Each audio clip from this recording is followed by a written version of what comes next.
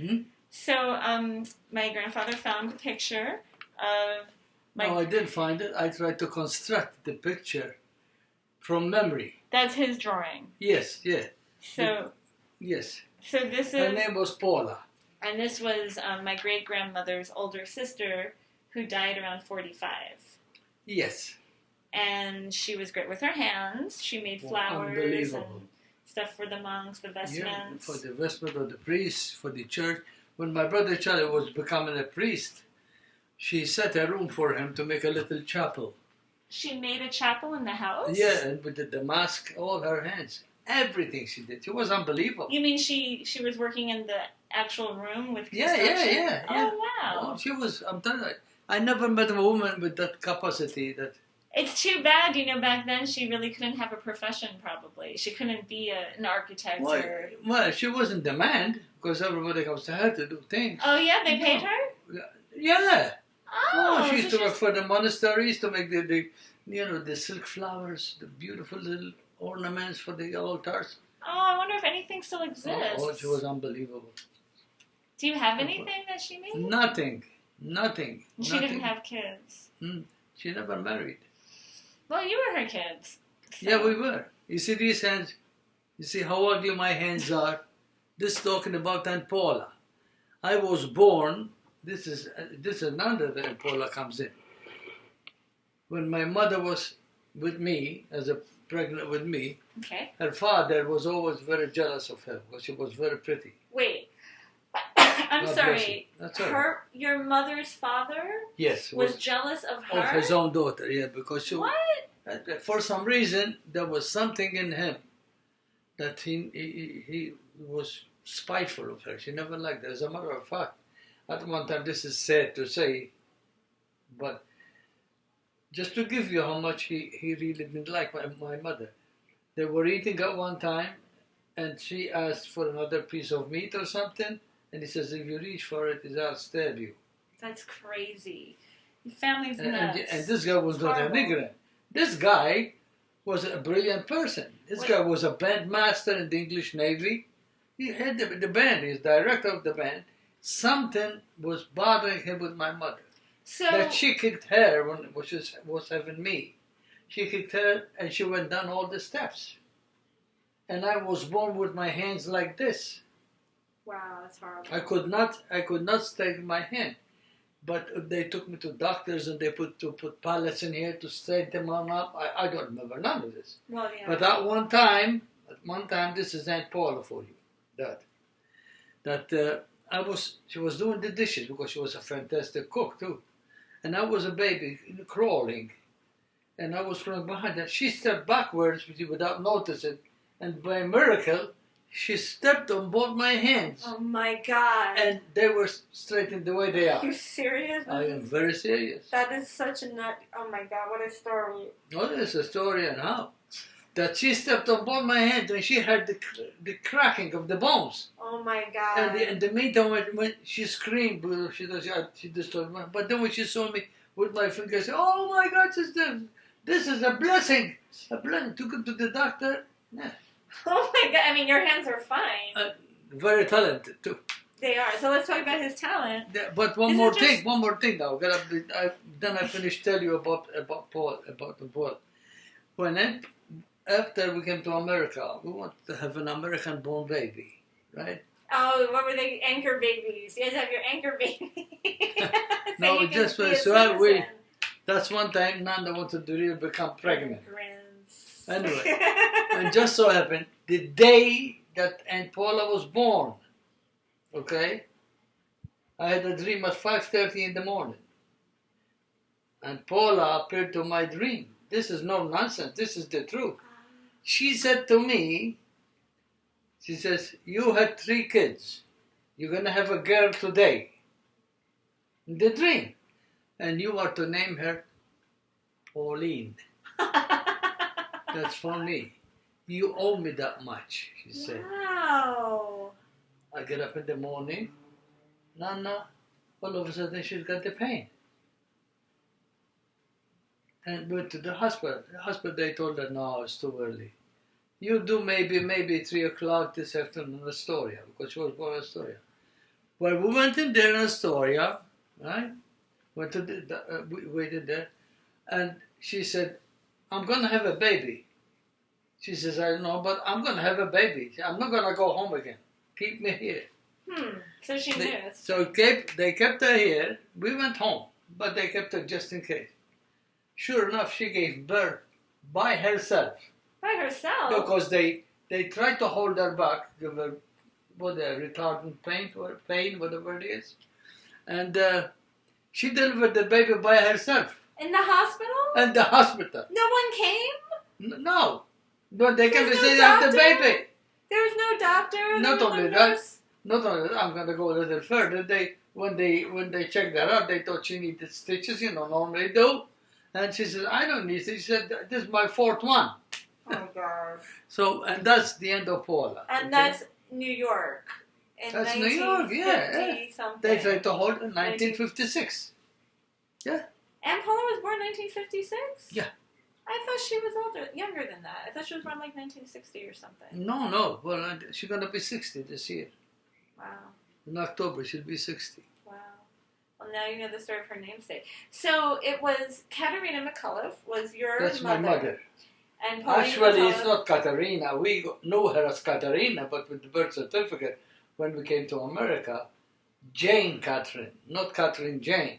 Is it that way in Malta? Is it well, Jane Catherine they do. It's like because when you have a child in Malta, then you go to register because you have it delivered at home.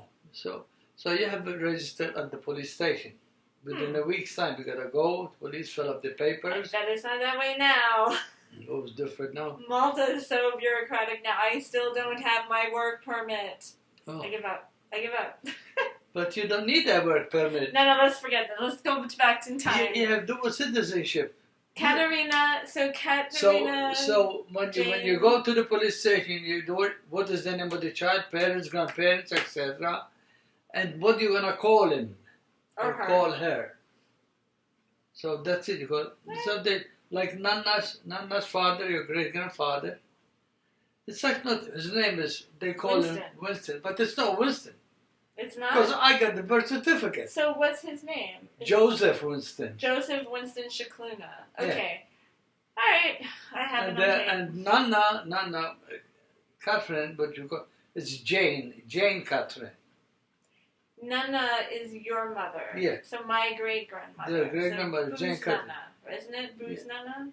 Buznana. Yes, yeah, that's good. I learned that in Malta. Buznana and Buznana's great. Buznana. Yeah. So let's go. All right, so let's finish her family. So she's got this crazy father who's abusive and jealous of his daughter. Only to her. Oh, so he liked Paula. Oh, yeah. But Paula stood up to him. She stood up to... Paula was always the fetus defensor. Yeah. She says... And she actually attacked her father. Paula? Oh, yeah. What did he do for her? Because he was a bandmaster. That was his profession? Oh, yeah. And he was a great violinist, too. Oh, he was the violinist. Oh, yeah. But he played in the opera house. He was something in his musicians. Whatever it was the matter that we don't know about. There must have been something in there. Who knows? People are nuts. Yeah, because he had a big family. How many brothers and sisters did Katerina have? Well, I would tell you. The first one is in Boston. His name was Charles. I remember I told you when he was in Boston to look him up. He was Charles. His name was Charles. He was a scholar. So Charles Mccullough. Charles Mccullough. He was the oldest one. He was the first one to come to this country. He went to this country, went to Australia, traveled with there's a university of Babaffi, it's called, from Ireland. Ah. And excuse me. Bless you. Thank you. And they give you an exam, and if you pass this test, you travel wherever you want for free. So he went to Australia. He went a couple of times. And what was his profession? I don't know. What did he study? What? I have nothing. All I know, I remember I had a picture that he painted. Was a sailboat and was treasured in the house. It disappeared. Oh. But they say he was dark in color and complexion. Okay. So because they call him Malta, they call him the Blockhead. So mean. Well, that's how it is. Poor guy. Malta, That's why he moved to Boston. in Boston, and he went to Boston, and he was the first one to come to this country. He was the very first one. And is he buried in Boston? Yes. Do you know where? I have no idea. But it's Charles Mccullough. Charles Mccullough. I'm sure you could look him up. Yeah. And it's got to go back in the early 1900s. Okay, if you're going to figure that out. Also, he was married to a Jewish girl. Oh. Oh yeah, and he had two girls. One of them, her name is Adelgiza. That's a Jewish name. It's a nice name, Adelgiza. Aldejeeza. Adel, Giza. Like Jesus. No Jesus, Giza. I know. Did he have a son? Oh yeah, yeah, he had a son, but I don't know what happened to them. But I know wonder if this. there are any relatives This guy. floating around in Boston. Well, they live in the Bronx and they're big shots. In the Bronx? I thought Yeah. they moved to the Bronx from Boston? Well, because here's what happened. Now, the story gets bigger. You ask for history, I give you That's history. all right. I just hope I have enough memory in my computer. It's up to you. Now, while he lived in Boston, his wife gave him such a bad time after they had the children. He came to a point that he could not talk anymore. So for him to communicate, you have to write. If he's, instead of talking, he writes. He was a scholar. But that's all how we communicate. And he gave over that he died young, not very old. But his brother Benjamin, which you know, Benny, Uncle Benny in Astoria. Uncle Benny in Astoria? Yeah. He used to. I don't know any Uncle Benny. I know Benny Bowman, I think. No, Benny Bowman now has nothing to do. Benny Bowman is I don't know dead. any Benny Bowman. Benny, Uncle Benny. No, Benny McCullough? Benny McCullough. He's In my Astoria? mother's younger sister. He was the youngest one. And he, actually, to protect his brother's children when he died, to protect them from his wife, he married her. What? His younger brother. His younger brother married his older brother's wife after he died? To protect his To children. protect the kids? Yeah, it took the kids under his control. But it didn't last long. Because he wound up, he says, you're not going to do to me what you did to my brother. What did she do to her husband? Problems, I don't know. It's always the wife's fault. Together in extremity, he had the right to talk, he can talk. So must have hurt him so much. But this guy didn't take no chance. He divorced her. Okay, that's enough of these people. And that became of Jewish faith.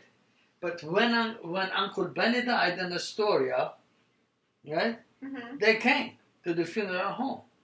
That's where I met them the first time. Two girls, a boy, I don't know, but they're men, I mean, older than me. How do you spell McCullough? Micallef. It's taken from Mccullough. Now, so it's Irish. It's an Irishman derived to the Maltese. Who was Irish in your mother's family? How far back? I don't go that far. I don't even know my grandfather. Oh, you don't know? No, I don't. None of them. You said you know he was a jerk. Who? The violin master. It wasn't a jerk. It was a mean man, not a jerk. That's a jerk. A jerk is a mean man. No, a jerk is a jerk. How could he be a jerk when he's a bandmaster? I just you can have the most intelligent guy in the world. He's still a jerk. Anyway, his behavior. That's an expression. Okay? It's not useful in this conversation. I just finished writing one of his marches. What? You finished writing one of your grandfather's marches? Yeah. I don't know if I have it here. What did I put there? I don't know. Let me see if they're in there, by any chance. Well, while he's doing that, I'm going to show you some of my grandfather's. This is just lying around. I mean... Ask me the questions. This is just pretty. But look at this one. He's really talented. See? Who's that? This is boats. Oh. I guess it's... You tell me, is it Malta? I'm sure it is. No. No? It's in my mind. Really? It's your fantasy land? It's like pirate ships? When I'm on the phone sometimes conversing with somebody, to kill time I start sketching. And then this is a photocopy of that. No, they're black. The black and black white. or white. So, that's cool. Really cool. And there's just stuff lying around. He has it everywhere. I wrote all the music of my grandparents. Got a lot of religious stuff. That's good. we should record it, or you probably did already. We did already. Yeah, sure. You should give it to me. I was thinking about that today. Here's some music. I don't know if that's... That's something I wrote, and your father did that for me on the computer. More books. Now, let me explain something. This is a historical picture. Is this a World War II picture? It was a World War II picture, right? Show the camera so we can see. Yeah. Okay, let me see. But in here, there used to be warships in here. Now, this ship over here is called the SS Atlantic. This is the ship that we traveled on to come to America. Oh, is this Valletta? That's Valletta, the Grand Harbor. Oh, okay. This is some of the warships that used to have. You see the warship here? And there's a tanker over here. This black ship here is the ship that my father came to America. My mother, Uncle Joe, Uncle Paul, they all came near Hellas. Near Hellas. Near Hellas was great. That's what Queen Federica. Oh, I have to find your manifests. So this is the... I have to find your manifest. So this is the U.S. Atlantic. Yes. And how do you pronounce Near Hellas? Near Hellas. How do you spell it? Neahellas. It's a Greek name. Do you know what it means? Queen Federica. Queen Frederica. Actually, that's an English ship. The Greek used to buy the old English passenger ships, and they named them themselves. So the British were the ones in charge because we were born British. Yeah. Now wait a second. There's more to this picture than you think. I'm just writing myself. Okay, now see this point in here. See where my finger is? Mm-hmm. That's the last place I left Malta. My place of work that I worked. The very last place. What is it? Fort Ricasoli. They're gonna make today the smart city. The Emirates. They're gonna make the center of communication of Europe. The Emirates? That's right. United Arab Emirates? Yeah, They're going to colonize Malta now? No, not the colonize. It's colonization. If they're going to set up a city, it's colonization. Look at the England. Look at the soccer teams here in America. They wanted to take over the harbor here. But they did it. Of course, it's America. Because we fought it. Yeah, but they're involved in here. Besides all that. Oh, but anyway, again to show the smart city. This is here. Let me see. Okay, this building's in here, right? This building. It's called Bighi Hospital. Big B-I-G-H-I. Used to be a naval hospital. Yes, I worked in there too. You worked in a hospital? Well, I was a stonemason. We would do repair work. Oh. Again, put your finger in there. What? You see these poles in here? Okay, these are poles. I thought they were sails. Those are the telegraph, the only communication we had with the world in Malta. And listen to this, because that's why I thought it's a historical picture. I'm so glad we're doing this. I had no idea about any of this. Yeah. Now, your grandfather, Nanna's father, Winston Mccullough, used to be on top of these things. Fisherman. No, he was also a painter. He was? Yeah. I never knew that either. No, he used to climb. He used to be like zip lining data, but they come down from top of the cables, right? On the telegraph poles? Oh yeah. My great grandfather would zip line from the telegraph pole to the bottom, and as they zip line, they paint the cables. So the cables will be taken care of. They don't go rusty because of the water. I want that job. Well, that's so much fun. I'm just going to zip line and paint and get paid for it. There's more. And Jean's father. Oh boy. Jean, I don't know. I'm trying to remember her last name. Saliba. No, Formosa, her maiden name. Yeah, Formosa. Exactly, yes. Her father, that's where he died. He died ziplining? He got a heart attack up there. Can you imagine? Can you imagine his colleagues, his co-workers, they're working and all of a sudden... to bring him down? He was stuck? Up there, they got a heart attack, that's where he died. So wait, did Winston Mccullough and Mr. Formosa know each other? They must have, because they must have worked together in the shipyard. Oh my God. This part was all part of the shipyard. Aunt Jean. Yeah. Okay, one more thing. You see this warship in here? That's the HMS Suffolk. That one was, during World War II, was in the dry dock in Malta. It was bombed in there. I'm sorry, the HMS...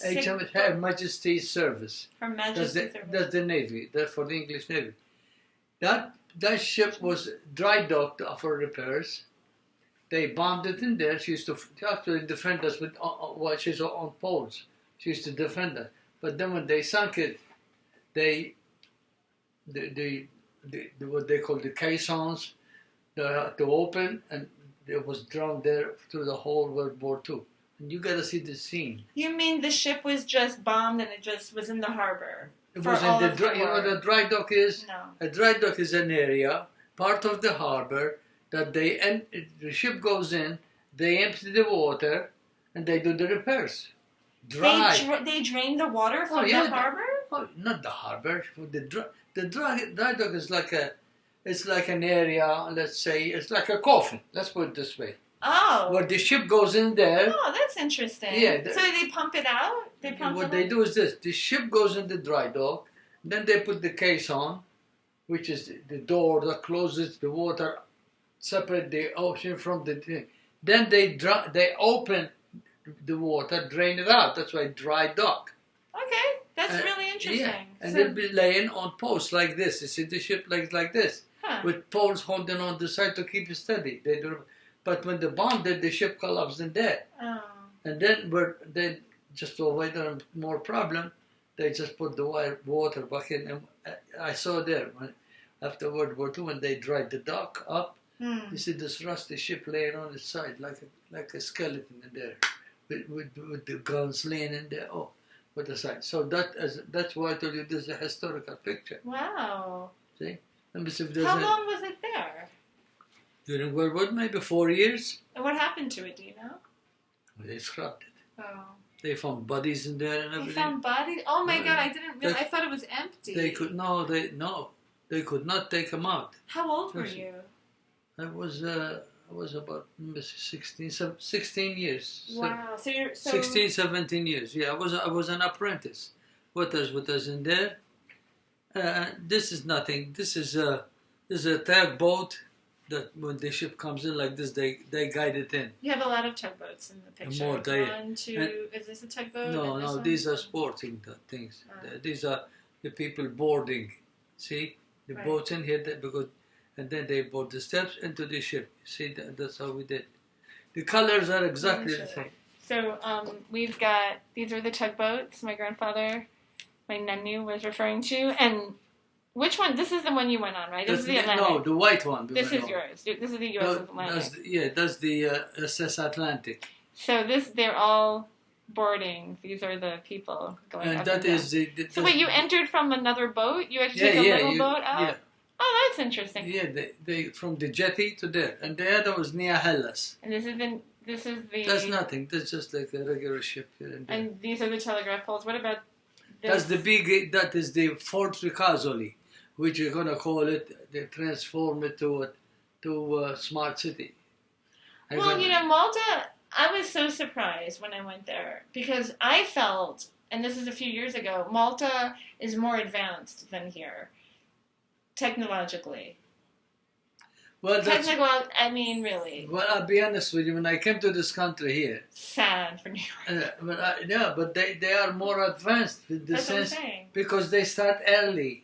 When I came to this country here, I had to get a job with Metropolita Life Insurance, and they asked me for the high school diploma. I said, we don't have such things. He said, what do you mean you have? I said, we don't have this celebrity celebrations that you have with the diplomas and graduations. I says, when you finish school, you get a job wherever you apply to, and then if you need any qualifications, you have the most important is the conduct certificate.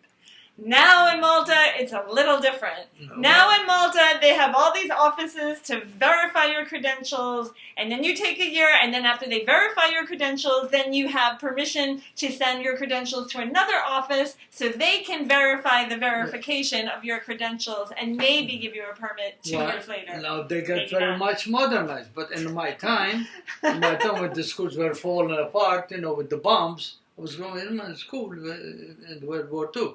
But we were never given a diploma. But you see what happened? When I told Metropolita I was being, interviewed, they said, well, you have higher standards of education in Malta than we have here. I think that's true today, too. And I said, listen to this. And I says to her, how could that be? I says, we got nothing. I says, where did you learn English? I said, we speak English in Malta. It's more bilingual. Exactly. Yeah, he says, but you don't have to go to school here to learn English. You have it already. And he says, hey, how many people come from Europe or from Italy especially, they could speak like you do? Anyway, they said, okay, we're going to prove what you're saying. He says, what could you give us to get by? I says, the only thing you give to go to the Department of Education, write to the Department of Education, and they give you all the information needed. Give my name, where I live, the address. Sure enough, he says, you'll hear from us. Okay. So they contacted them and they called me. They says, you have higher than we expected. I says, thank you. He says, however, he says, the only thing we could give you here at the moment is mop the floors. I says, you've given me food. Whether I mop the floors, whether I clean the bathroom, whether I control that, you give me livelihood. Very smart, he says to me. Then I asked him for a copy. A copy of what? Of your certification from the U.S. That, he says, that I cannot do. They didn't give me a copy. But he says, we have proof enough. Yeah, then you can take it to another position. Yeah, anyway, but through there, then, yeah, I was very happy. I was making good money. Hey, I worked nights and then became wax leader, What year is this, 1950? No, I came to this country in 1953. Yes. And I worked with Uncle Ben and some other jobs I had until Ben Mccullough. 1956, yes. This is the jobs you're talking about? That you worked with Ben Mccullough? Up to 1956. Oh. Because I didn't see eye to eye with him either, because then I was going to kill him anyway.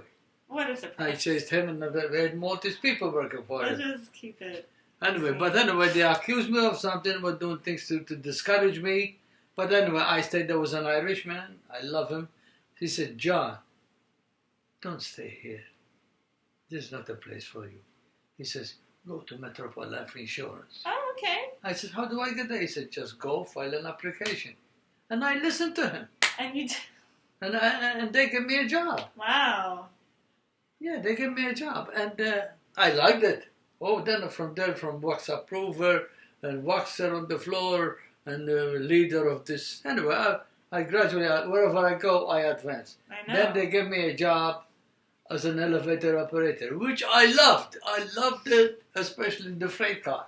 That was, to me, that was a channel of everything. Education, meeting the people, all kind of grades of people, supplies, the people, the delivery people, because Metropolita used to feed us. There are 25,000 people in there. Wow. And they used to feed us, every one of us, every day. So the food has to be delivered. And for the food to be delivered, they have to go to the elevator.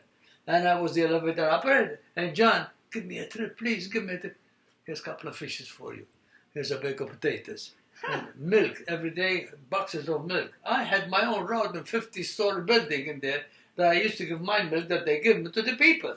So 2 goes over here, 1 goes over there, 6 goes over there, and I make my routes. And I loved it. And the elevators were the one you open with the hands. No, I had such a knack for it. Anyway, I lasted about 3 years on the elevators, and then they put me, I took a course in it's called the LOMA, Life Insurance, some insane. But anyway, I get educated, I passed, I get the certificate to LOMA. And then they give me a job on the IBM machines. I ran every IBM machine you can imagine. Wow. 604s, 347, 101s, before the computers came in. The envelopes, you have do you have any idea how the IBM machines run? Well, they were huge. They were the size of a room, Not the size, but how they used to and they had information. Cards. They had the cards. That's what I mean. The cards is the information. Each hole in the card meant like a code, like a barcode you go buy when you go shopping. Well, These it's binary. were holes. Yeah. Yeah. It's binary. So, yes, binary. Exactly right. And I took a course in that, and I was running the machine. So with the machine, if you have so different kind of sorting the date order, birth order, age order, and they all have different fields. Each card had 90 fields, and it will be, let's say, this is for the dates, this is for the birth, this is for the billing, everything. So they were about this big? No, they're about the size of $1, maybe a little bigger than $1. Oh, and you would put them in? Yeah, well, they have girls with key punchers. Instead of typing, they punch holes. Yeah. Okay. I love those things. So you actually programmed the cards? You Not actually, me. No. I actually they give me the already printed because you will be a key punch operator, right? So they give you, let's say, so many different letters to do for the same subject, date of birth, whatever it is, issue, date of issue, cancellations, and you just type like you type on the computer, but you punch holes, like key punch. Okay. Yeah, and then when it's done, then you give it to the operators that say to sort them out, put them in so order. Then you go to reproduce them, to double them. Then the 604 to from the card they manage how much the billing will be. It's a complicated job. Anyway, I learned it, and I was very good at it. In the beginning, I was in a cloud. I couldn't know what the freak is going on, but all of a sudden, it opened up. Excellent, yeah. All of a sudden, I know where everything is going. And they made me in charge of the night shift, 4 to 12.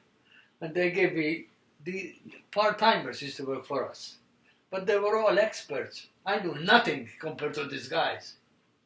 They were experts in their fields, but they needed a job, so they take 4 to 12 job. And I was in charge of all this. That's sad. But I mean, it's good for you, but it's sad for them that they were the experts, but you were managing them. They needed the money, but hey, listen. Just like you did with the floors. I mean, times are tough. But what my job was to make sure that the job is distributed.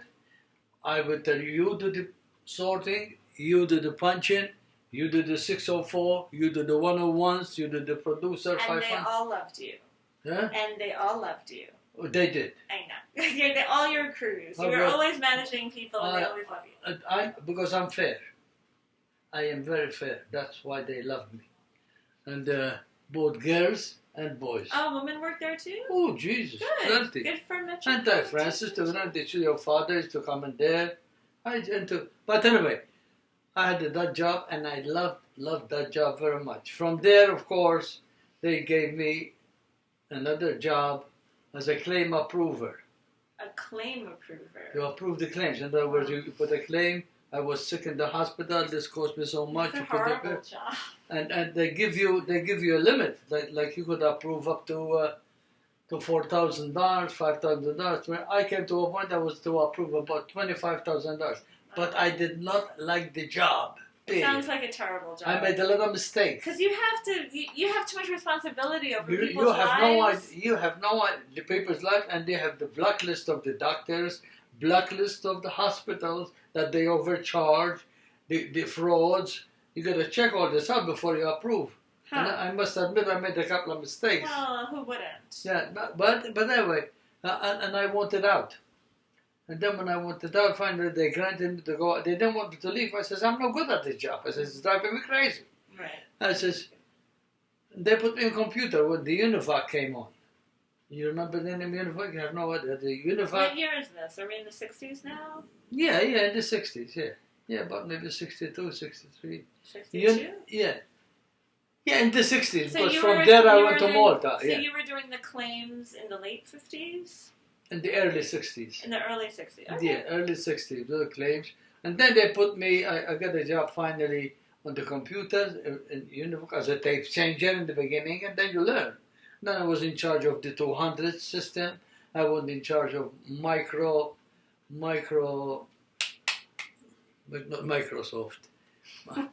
was in charge of Microsoft. Microflow. And I used to have to send reports from here to California, to Texas, and with all the information on tapes. And you run the tape, you have an appointment with them a certain time, and we call each other up, and they read from us what I send them to read from our tape, and they write on there, and they have the copy of what they, and that's it. Then we had another one which is called, what did I say? I forgot. We used to do it. It was a big job. Will be about maybe 3 systems. Each system had about 20 You see these things, the closet here, each one of them was like a drive. Here. I'm talking too much. No, just showing the closet. Yeah, each one of them was like a drive. There's a hard drive, it's the size of the closet. Yeah, and in the middle where the doorknob is, where the knobs are. Yeah. And the middle will be that doorknob, and that's where we mount the tapes. And the tapes start reading and writing. And what do we have to receive, because Metropolita, that's a giant of an insurance company. We have to have all the districts in the United States report to us what went on during the day with the selling, the buying, the cancellation. I'm sorry. I'm sure it's very interesting, Metropolitan Insurance, but I want to hear more about more fun things. Like Malta, your family. I'll tell you what, ask me the questions. You ask me the question. Because I never shut up. You see, I know so much. It's great, but I mean, Metropolitan Insurance, very interesting. Well, You've got computers, huge punch cards, wheel-to-wheel drives. He did everything from waxing the floors to running the elevators to being a claims analysis. And where did you end? How did you end up? Let's just finish. Well, this is. I ended up as a supervisor of the 200s, the Honeywell 200s with small computer systems. So this is in the mid-60s? No, this now coming to 1970. Oh, wow. I was making there because I have to add this a little more, right? They shortened the day, the hours of the day. Okay, they wanted to work 12 hours a day, but 3 days a week. I would do that. Yeah, that's what they thought too. They thought they're gonna save money. Yeah. So we work Tuesday and Wednesday. We're off Wednesday, off. Okay. Then you work Thursday. Okay. Then you're off Friday, Saturday, and Sunday. Sounds good. Yeah, that sounds very good. We used to have to beg them to let us go home because they did this to save money on overtime. Because those machines, they were rented. They never owned the machine. They rented them from Univac and from Honeywell. And they could not afford them to idle. So they wanted the machine go 24 hours a day. They have lull time, they have... anyway, to make the story short, my last job there was in the 200s, and I decided to go to Malta. That's the time, 1970. Well, wait, did the 3 days a week work out? Oh, yeah, I did.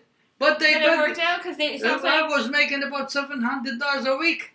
Back then. But that's a lot of money. Yeah, that's probably about $2,000 a week today. Yeah. Probably more. And with overtime. I'm not making with that. a lot of money. PhD. But you'll make that money, don't worry. A lot of money then. And I decided to go to Malta. It was on August 30th, when we left for Malta. They actually have to chase me away. Who chased you away? Because, they know I was leaving. All of the friends that you accumulate, a lot of friends and relations and colleagues, So, because you didn't want to leave them. They didn't want me to leave. Oh, they didn't want you to leave. No. And there was disrupting the motion of the job, Oh, yeah. So my boss just came to me and says, John, do me a favor. We love you. We're going to miss you. Here's $1,000 for you, collected from your friends. Please leave, because we have no work being done. Aww. I thanked him very much. I says, what can I tell you? He says, we keep in touch with you, or you keep in touch.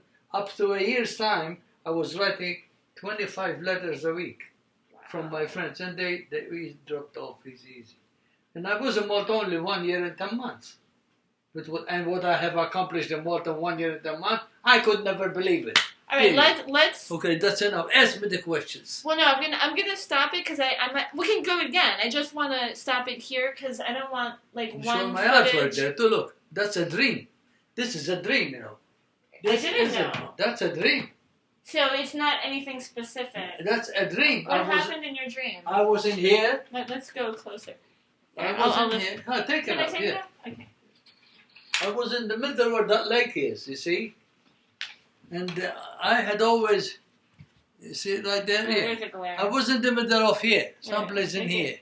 And as I was there, the water started coming in.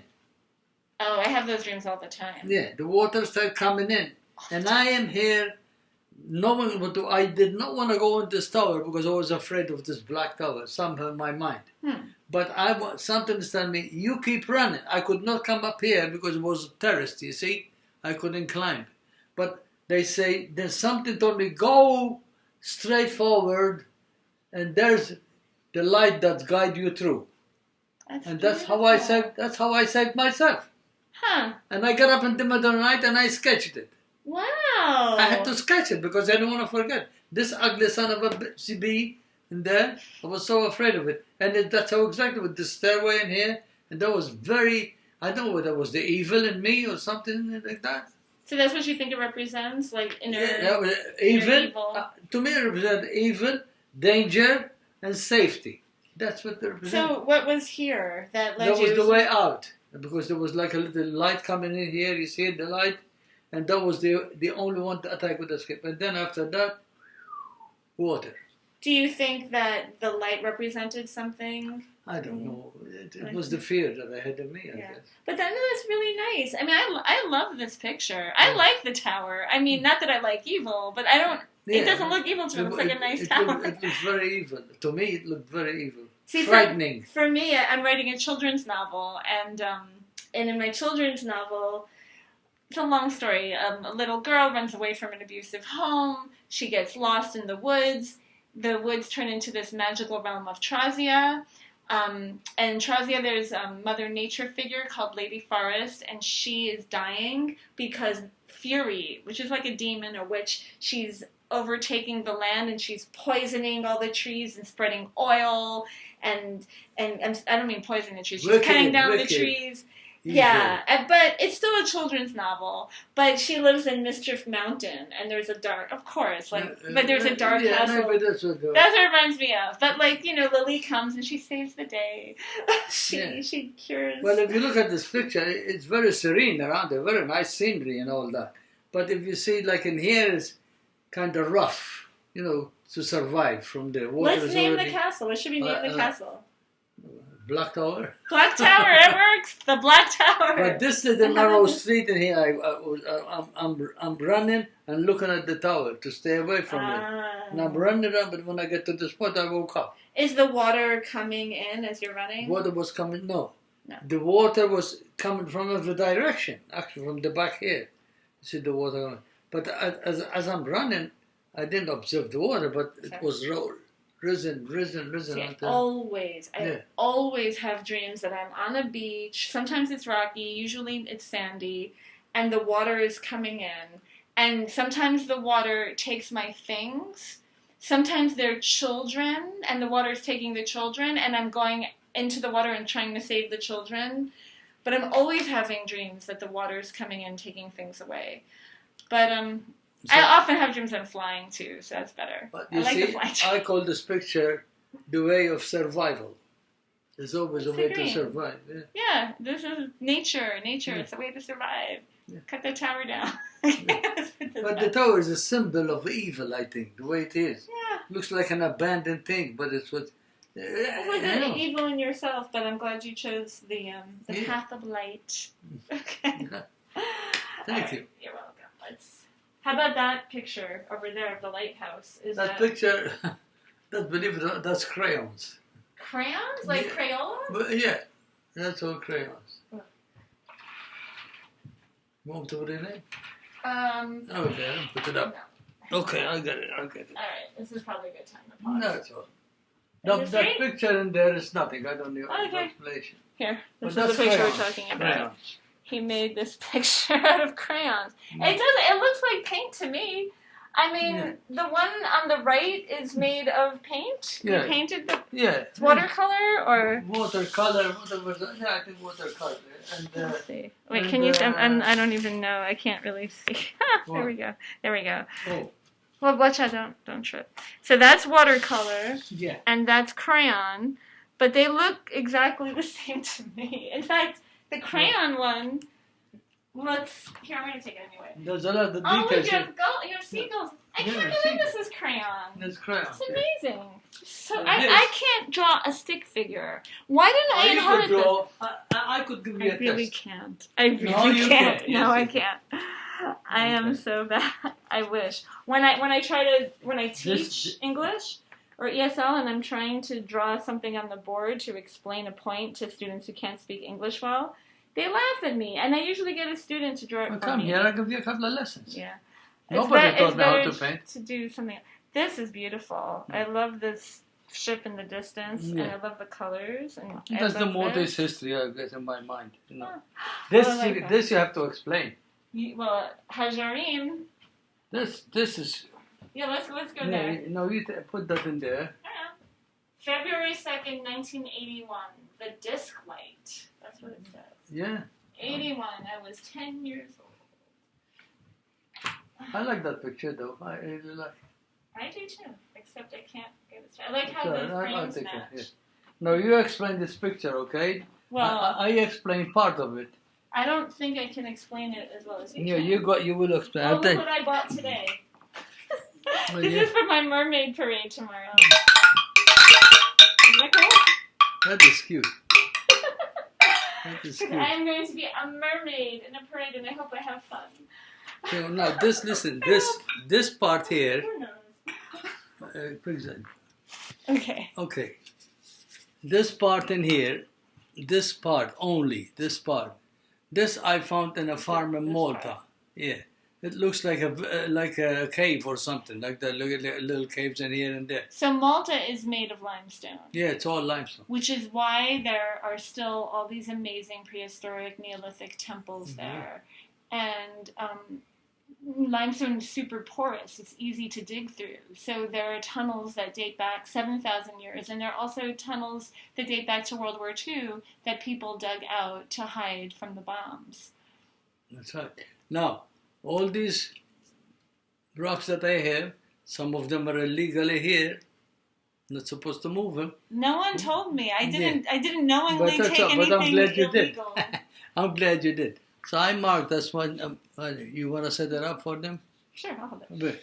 And they're marked that don't give them to me from So Malta. now you just told everyone I'm an international criminal. No, not a criminal. That's the love. This is, of course, I didn't know this is from the Maltese Cross. The guy that gave it to me is your cousin, Felix is his name too. He died too. Felix Mccullough? Yes. Who was his mom? Nannu's first cousin. Who was his mom or dad? His mom, I don't even know her. What about his dad? His dad, yeah. His dad was a musician. Oh, his dad was my idol. His dad was the guitar player. He used to come play at night. What's his name? His name was Luzar. Luzar Mccullough. So was he older or younger than Winston? Oh, no, I think it was older. I have a. Can I bring it up? I'll show you. Let's take a break while he goes to bring something. Put it in stop. Because I was lucky this is enough. Hunger Games. when I was in Malta, I was lucky enough. They were very close with me.